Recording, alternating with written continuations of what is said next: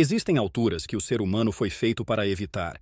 Lugares onde o corpo trava, o instinto grita e o simples ato de olhar para baixo já causa vertigem. Agora imagine atravessar um desses lugares, caminhando tranquilamente por uma estrada suspensa no ar. A centenas de metros abaixo, o vento ecoa entre as rochas e um rio corta o cânion como uma cicatriz antiga na paisagem. Não há pilares no meio, não há apoio visível. Apenas você, o vazio e uma estrutura que parece desafiar tudo o que conhecemos sobre limites físicos. Essa não é uma cena de filme. É a ponte do Canyon Huadiang, localizada na província de Guizhou, no sul da China. Uma estrutura tão extrema que redefine o que significa construir em grande escala. Não se trata apenas de uma ponte alta. Trata-se da mais alta já construída pelo ser humano. E o mais impressionante não é apenas onde ela está, mas como ela chegou até lá. Porque, para existir, essa ponte exigiu soluções que desafiam a lógica, enfrentam forças invisíveis da natureza e revelam até onde a engenharia moderna é capaz de ir.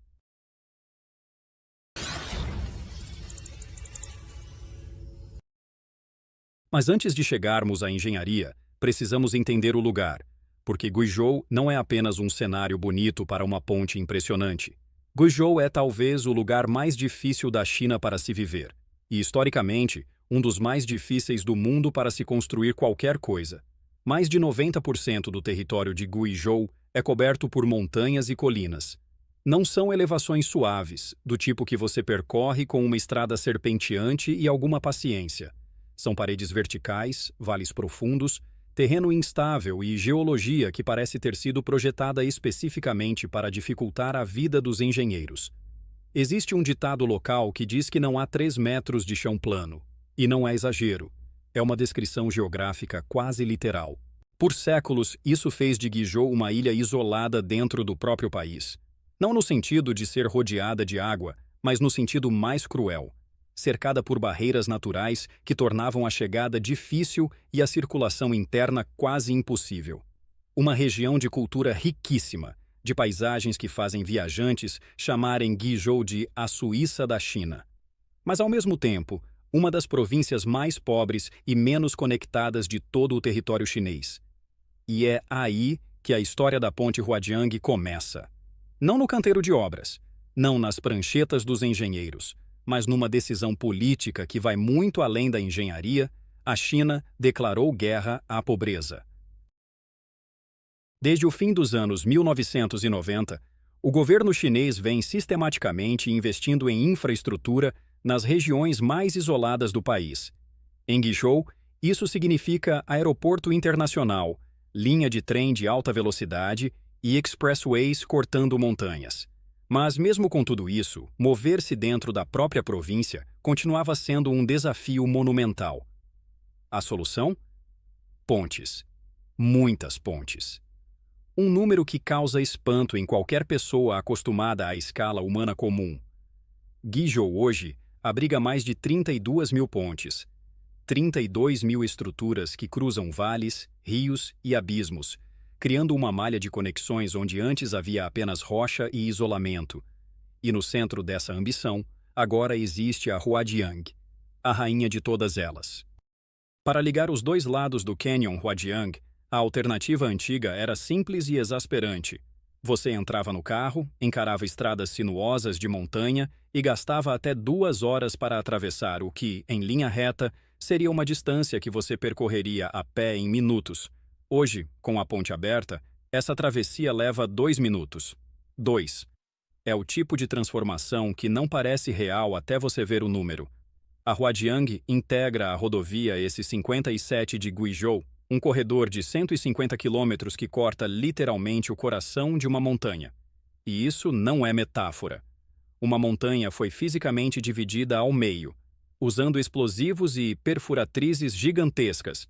Engenheiros abriram um corte em forma de V na rocha viva para permitir a passagem da estrada. O Canyon foi só o capítulo final de uma obra que já havia redefinido o que parecia possível desde o início. Mas agora chegamos ao coração da história.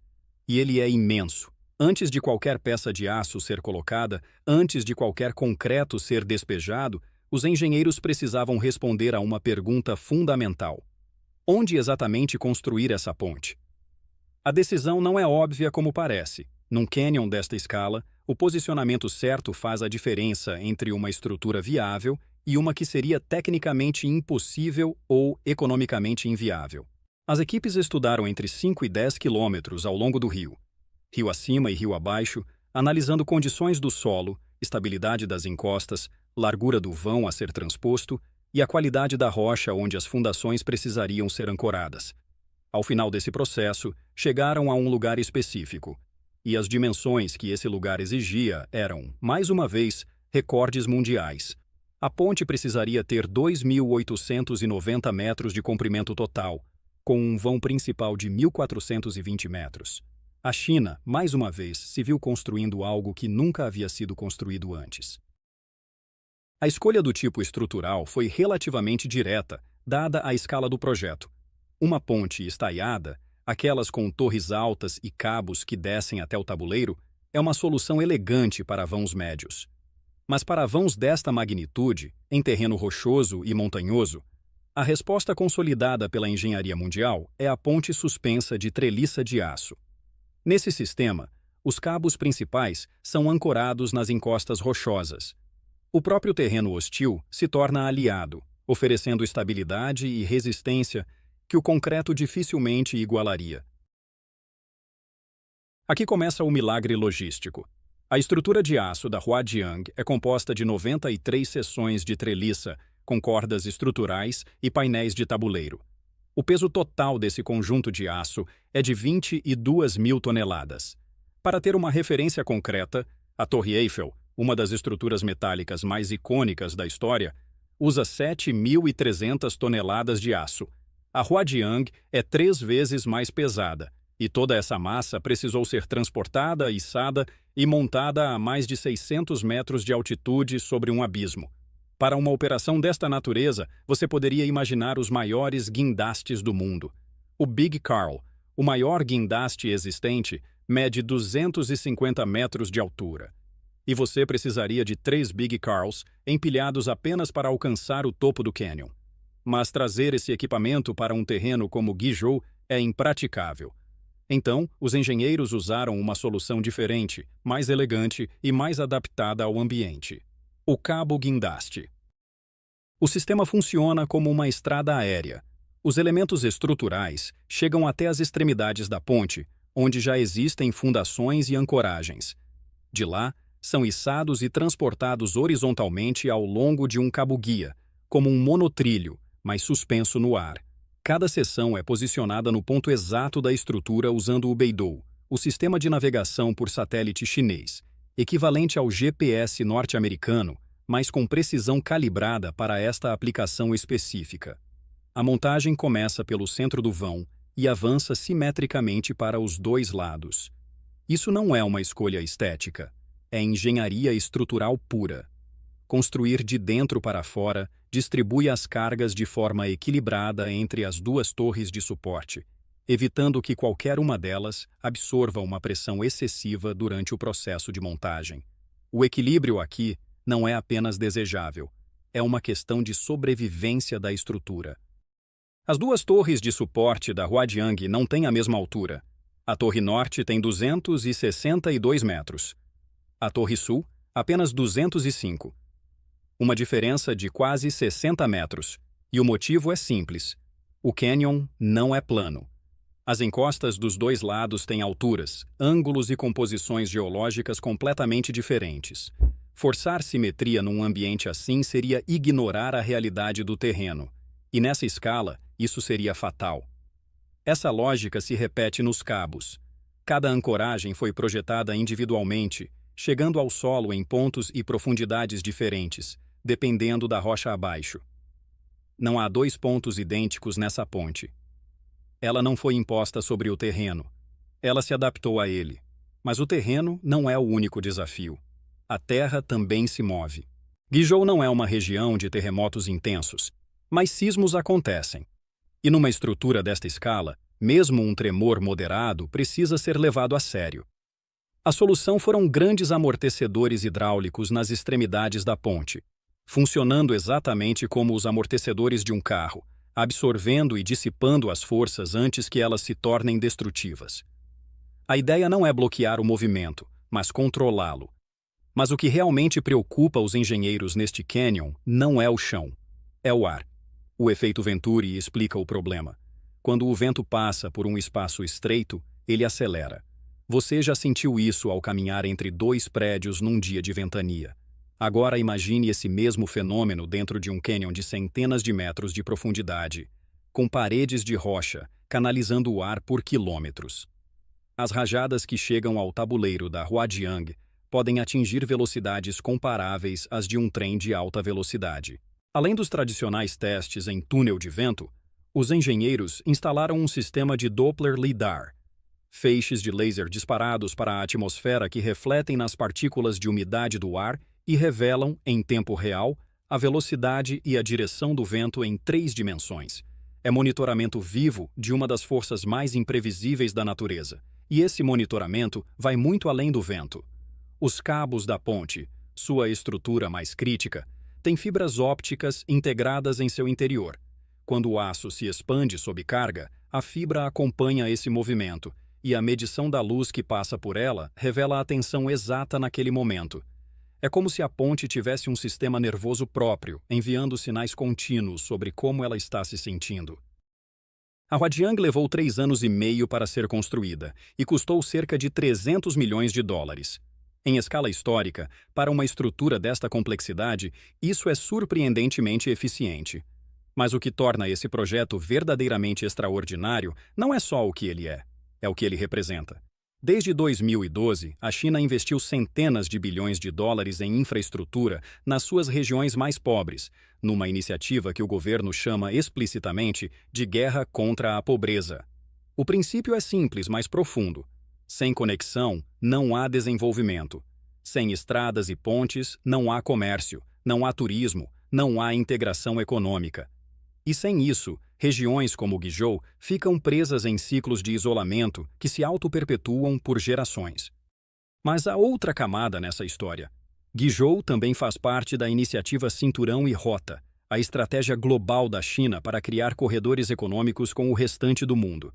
Cada grande projeto de infraestrutura nessa região não é apenas uma obra doméstica, é também uma demonstração.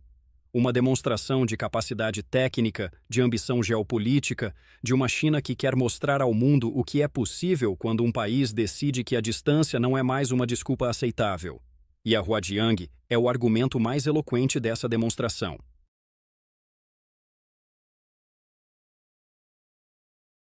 Mas mesmo dentro de toda essa grandiosidade estratégica, existe um detalhe humano que diz muito sobre como a China imagina o futuro desta região.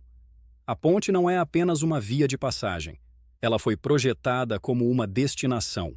Um dos pilares de suporte da Huadiang abriga um elevador de vidro com 800 metros de percurso, um dos mais longos do mundo, que leva visitantes até uma cafeteria de 2 andares instalada dentro da própria torre, com vista direta para o abismo. No lado de baixo do tabuleiro, uma passarela de vidro deixa quem se atreve a caminhar sobre ela encarar diretamente o cânion lá embaixo. Uma cachoeira artificial foi instalada cruzando a extensão da ponte, não porque era necessária para a engenharia, mas porque é impossível não parar e olhar. E para quem considera tudo isso insuficientemente emocionante, há um trampolim de bungee jump instalado numa das plataformas, permitindo que você se jogue livremente dos 625 metros mais altos da história do salto livre. Há planos para eventos profissionais de base jumping e discussões em andamento sobre a criação de um centro de esportes radicais no próprio fundo do cânion. A China não está construindo apenas uma ponte, está construindo um imã. Um lugar que inexistia há 4 anos e que agora tem todos os ingredientes para se tornar um dos destinos mais visitados do país e, com algum tempo, do mundo. Há uma tentação fácil quando se fala de projetos como a Huadiang, tratá-los como curiosidades tecnológicas, como recordes a serem admirados e esquecidos até que o próximo apareça. A China tem o maior sistema de trens de alta velocidade do planeta. Tem o maior número de pontes, tem os maiores represas, Os registros se acumulam a ponto de quase perderem o impacto. Mas o que está acontecendo em Guizhou não é sobre recordes. É sobre uma transformação que está ocorrendo em tempo real, numa escala e numa velocidade que a história raramente presenciou. Regiões que eram ilhas geográficas estão sendo conectadas ao restante do país e do mundo. Comunidades que mediam o tempo em horas de estrada sinuosa para chegar ao próximo vale, agora medem em minutos de travessia sobre o abismo. A Ponte Huadiang é um objeto de engenharia extraordinária.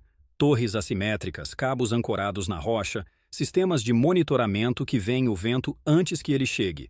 Mas ela é também um argumento sobre o que infraestrutura significa quando é levada a sério. Não como custo, mas como investimento. Não como obra, mas como transformação. E talvez o aspecto mais impressionante de tudo isso seja o seguinte: para a China, a Huadiang não é uma exceção.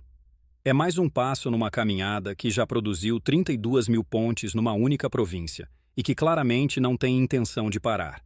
O cânion continua lá, tão profundo e tão imponente quanto sempre foi. Mas agora, bem acima das águas do rio Beipan, existe uma linha de aço e concreto que diz com toda a força silenciosa da engenharia: a distância é um problema que tem solução. E a China resolveu. A China não para por aqui. Enquanto o mundo ainda está processando a Huadiang, outros projetos igualmente absurdos já estão saindo do papel. Se você quer continuar acompanhando essas histórias, se inscreve no canal e ativa as notificações, porque você não vai querer perder o que vem a seguir.